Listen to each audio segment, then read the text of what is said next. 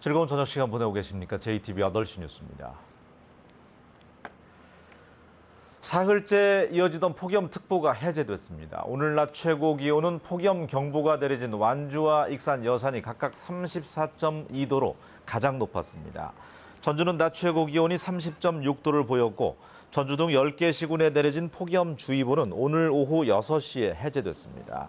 내일은 낮부터 태풍의 열대저압부 영향으로 10에서 40mm의 비가 내려서 낮 최고 기온이 29도 안팎에 머무는 등 무더위가 한풀 꺾이겠습니다. 이번 비는 수요일 오전까지 이어지겠습니다. 전주기상지청은 목요일에 잠시 비가 그치겠지만 금요일과 토요일에 다시 비가 내릴 것으로 예보했습니다. 전주시내 공원의 먹는 물 가운데는 지하수 등을 쓰는 곳이 적지 않은데요. 대장균 등이 많아서 마시기에 적절치 않은 곳이 때에 따라 70%가 넘습니다. 권대성 기자가 보도합니다. 주택단지에서 멀지 않은 공원 입구에 있는 음수대입니다. 마시기에 부적합하다는 경고문이 내걸렸습니다. 수질 검사 결과 나와서는 안 되는 2가지의 대장균이 나왔습니다. 우리는 안 먹어요. 안 먹는지 우리는 오래됐어요. 그래서 구청에서 이렇게 딱 해놓고 그러니까 이제 아무래도 그런 걸 보면 사람들이 안 먹잖아. 음수대물로 수돗물이 아닌 지하수 등을 쓰는 전주 시내 공원은 모두 13곳. 분기마다 수질 검사를 하는데 지난 3월 검사에서 무려 77%, 지난달 검사에서도 46%가 부적합 판정을 받았습니다. 38%인 5곳은 2차례 연속 부적합 판정을 받았습니다. 대부분 지하수가 갈수록 수질도 나빠질 뿐더러 수량도 적어지고 있습니다. 문제는 부적합 판정을 알리는 경고문에도 이용하는 시민들이 있다는 점입니다. 아니, 경고문이 있는데도 예. 어떻게 급하니까 이렇게 드신 거예요? 물이 없고? 예, 올라가다가 그냥 목마르고 하면은 이거 조금씩 먹고 그랬어요. 내려올 때도 또 먹고. 이에 따라 부적합 판정을 계속받거나 이용자가 적은 곳은 폐쇄가 필요하다는 지적입니다. 전주시는 비가 잦은 여름철에는 매달 수질 검사를 실시하고 이용자가 많은 곳은 자외선 살균기를 설치하기로 했습니다. JTBC 뉴스 권대성입니다. 장마가 잠시 주춤한 사이에 불볕 더위가 기승을 부리고 있습니다. 곧 방학이 시작되면 해수욕장과 계곡으로 물놀이를 많이 가실 텐데요. 귀에 물이 들어갔을 때 잘못하면 웨이도염에 걸릴 수 있다고 합니다. 송창용 기자가 자세히 전합니다.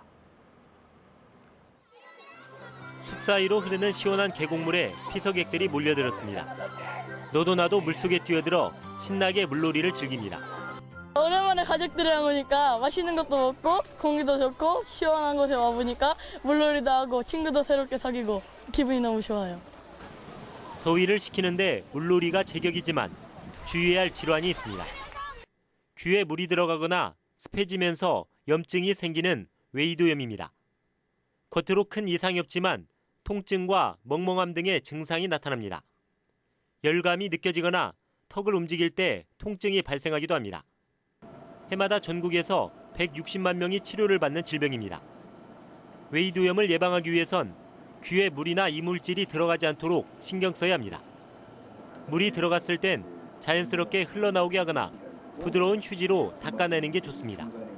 면봉을 되도록 사용하지 마시고 들어간 쪽 귀를 이렇게 기울이신 다음에 털어내시든지 안 그러면 이렇게 잘 안 나오는 경우는 헤어 드라이기로 약간 떨어진 상태에서 귀를 좀 말려주시는 것도 도움이 될 수 있습니다. 잦은 이어폰 사용도 귀 안을 습하게 만들어 웨이도염의 원인이 될 수 있기 때문에 주의가 필요합니다. JTBC 뉴스 송창용입니다. 대전의 부실급식 논란이 커지고 있는 가운데 교육부가 홈페이지에 급식 사진을 올리지 않는 학교에게 불이익을 주기로 했습니다. 교육부는 학교 급식 식단과 사진의 홈페이지 공개 여부를 올해부터 초중고교 급식 운영평가에 반영하기로 했다고 밝혔습니다. 교육부는 또 급식 만족도를 올리기 위해서 지역교육청 단위로 운영하는 학교급식 점검단을 통합해서 운영하고 모니터링 설문 도구와 매뉴얼을 개발하기로 했습니다. 전북의 국회의원들이 3당에 포진돼서 당의 중책을 맡는 사례가 늘고 있습니다. 국민의당 유성엽 의원은 언론 통제 의혹과 관련된 발언 때문에 논란의 중심에 섰습니다. 정가 브리핑 김철 기자입니다. 국민의당 유성엽 의원이 지난주 자신의 발언 때문에 홍역을 치렀습니다. 이정현 전 청와대 홍보수석의 세월호 보도 위압 의혹과 관련해 홍보수석이 당연히 할 수 있는 일이지만 들키지 말았어야 했다고 언급했다가 이 전 수석의 언론 통제 의혹을 옹호한 게 아니냐는 오해를 샀습니다. 유성엽 의원은 논란이 커지자 이 전 홍보수석의 언론 통제적인 행태는 분명히 잘못됐다고 해명했습니다. 전북의 국회의원들이 3당에 배치되면서 당의 중책을 맡는 사례가 늘고 있습니다. 사선의 국민의당 조배숙 의원은 비상대책위원을 맡아 당의 조직을 정비하게 됩니다. 당의 어떤 규범적인 것을 세우고 그리고 그의 이제 인적 구성의 문제 그리고 이제 시스템에서 돌아가는 그래서 정권 교체의 기틀을 만드는 그런 정당을 만들어야 된다고 생각합니다. 사선의 국민의당 정동영 의원은 미래 일자리 투기 위원장을, 3선의 더민주 이춘석 의원은 남북관계 개선 투기 위원장이 됐습니다. 북핵의 폐기 문제와 남북 경협의 문제를 동시에 어떻게 해결할 수 있는 길이 있다고 하면 그게 저는 남북 문제를 풀 수 있는 유일한 길이라고 생각하고 전문가들이라든가 의원들과 상의해서 해결할 수 있는 길을 좀 구체적으로 찾아갈 길을 모색할 생각입니다. 또 예산결산위원으로는 더불어민주당 이춘석, 국민의당 김광수, 김종회, 새누리당 정운천 등 4명이 배치됐습니다. 전라북도는 예결위원 4명이 역대 최다라며 내년 예산이 크게 늘어나길 기대하고 있습니다. 보건복지위 소속 국민의당 김광수 의원이 오는 13일 전북도의회에서 기금운용본부의 전북이전을 앞두고 그 효과를 점검하는 정책 토론회를 엽니다. 문영표 국민연금공단 이사장도 참석하는데 기금운용본부 공사화를 둘러싼 논란에 대해 언급할지 주목됩니다. JTB 뉴스 김철우입니다. 삼성의 사만금 투자 MOU가 사실상 무산된 가운데 관련 책임을 묻는 국정감사가 제대로 이루어질지 우려가 커지고 있습니다. 전북의 20대 국회의원들은 지난주 대정부 질문 때 삼성의 MOU 문제를 전혀 거론하지 않아서 9월부터 시작될 정기 국회 때 이 문제를 국정감사 의제로 다룰 수 있을지 의문이 커지고 있습니다. 전북의 국회의원들은 지난 2014년 국정감사에서도 삼성의 MOU 문제를 국정감사의 의제로 채택을 시도했다가 실패했습니다. 미국의 고고도 미사일 방어 체계인 사드의 배치 후보 지역으로 군산이 거론되는 것과 관련해서 더불어민주당 전북도당이 유감의 뜻을 밝혔습니다.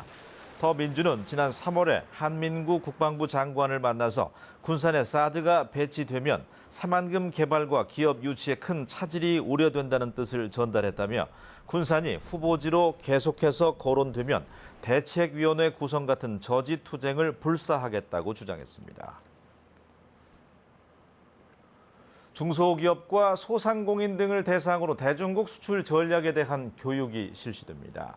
전라북도 경제통상교육진흥원은 오는 19일 관세사와 경영 컨설턴트 등 전문가들이 나서서 한중 FTA의 이해와 중국 수출을 위한 비관세 장벽 활용 전략 등을 주제로 교육을 실시한다고 밝혔습니다. 이번 강좌는 자유무역 시대를 맞이해서 전북 업체들의 해외 진출을 지원하기 위해서 마련한 첫 번째 특강으로 오는 15일까지 신청하면 됩니다.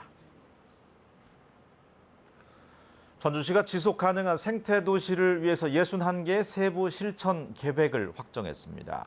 전주시는 도시계획과 시민소통, 에너지와 녹지, 교통 등 5가지 분야에서 2025년까지 지속 가능한 생태 도시 조성을 위한 61가지 세부 사업을 실천하기로 했습니다. 전주시는 세부 사업 실천을 위해서 생태 도시 추진단과 시민 협력 기구를 꾸리기로 했습니다.